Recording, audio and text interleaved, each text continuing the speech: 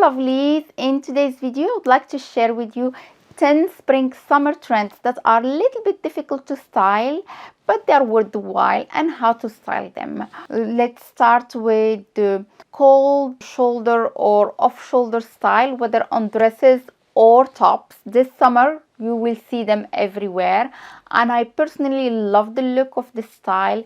It highlights the collarbone area and put an emphasis on the shoulders, and it's a way of being a little bit sexy but still classy. I love that look, but sometimes it's quite difficult to style and it's very difficult to keep that off the shoulder style in place. And I think if you use fashion tape or double-sided tape, that will help you keep the top wherever you want it to be and stable and not move throughout the day. By the way, I'm actually using fashion tape right now on this abaya to keep it like neat and not moving. You can also use adhesive bra or bra tape to keep the girls in place and not be too self-conscious.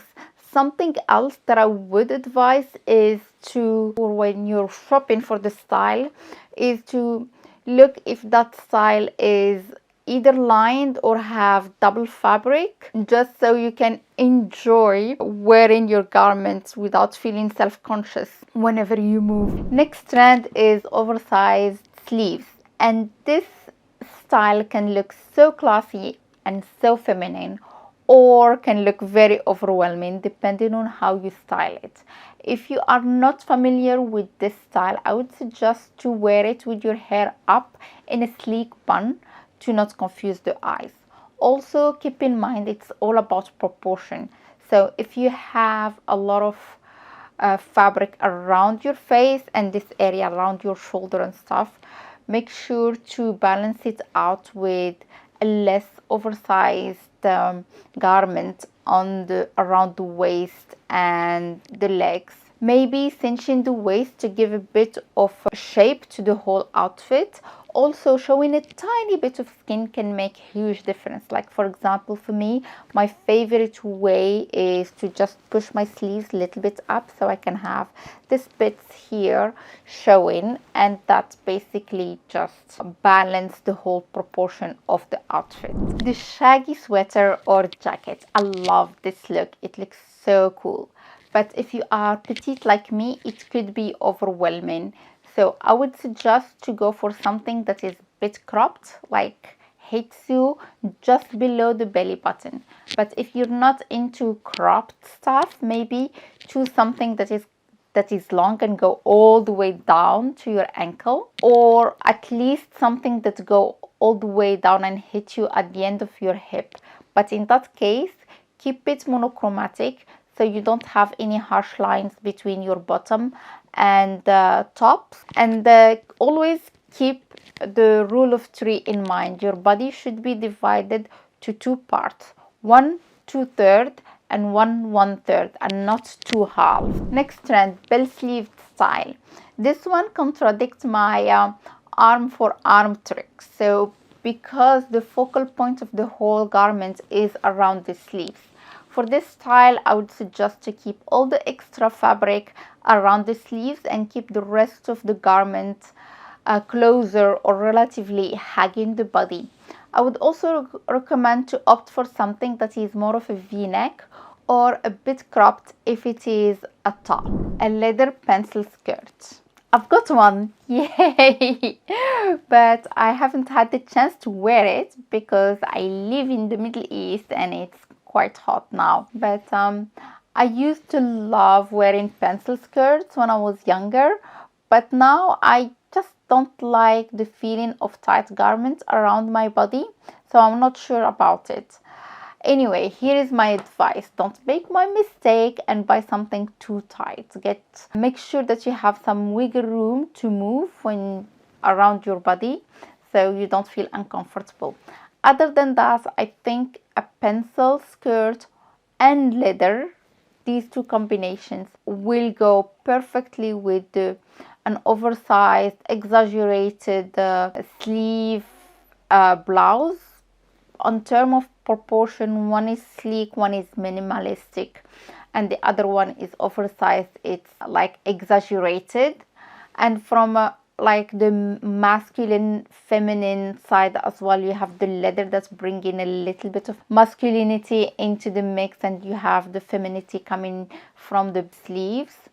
If you are wearing a coat with the skirt, make sure that the length of the skirt is more or less around the same length as the skirt.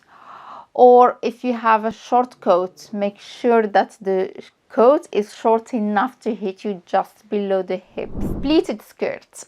So this style is not very flattering on me. I feel like it emphasizes my belly a lot.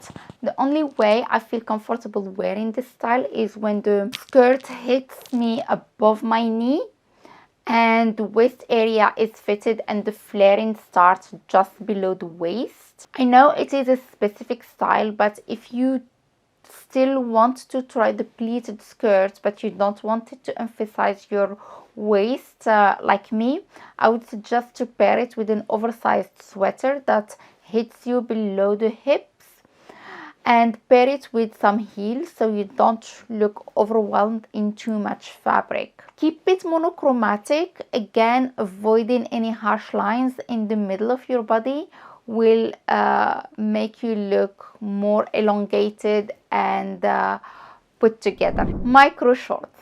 This one can be a hit or a miss. It all depends on how short the shorts are. Also, I personally wouldn't go for something too short and too tight. The shorter the shorts are, the baggier they should be. It's all about proportion always. I would pair it with a long sleeve oversized top or blazer and kitten heels for an evening look, or sneaker for a day look. Capri pants. It feels like the late 90s, early 2000s all over again. Capri pants are actually one of the trickiest styles of trousers.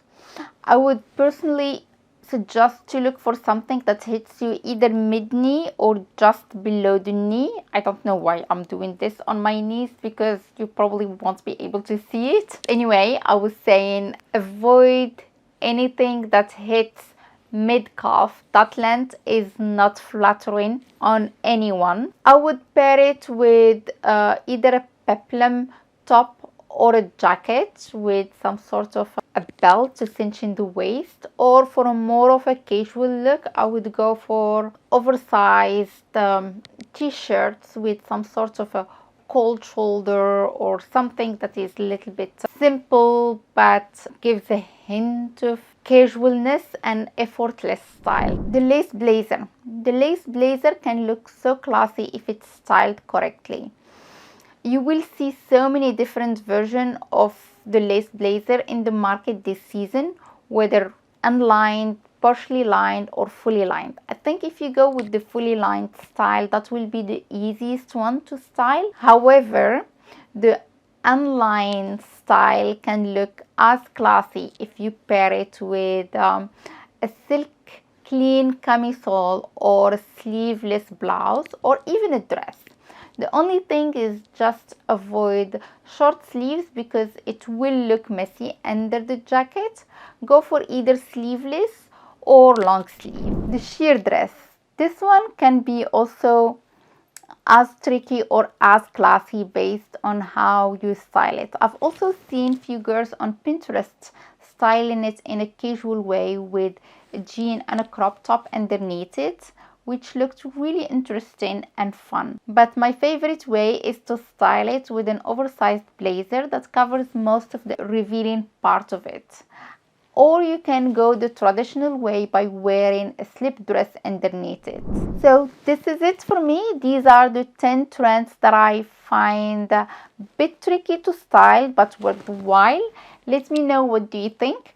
If you like this kind of videos, I will leave you with another video that talk about 10 trends that are very easy to style. See you there. Bye.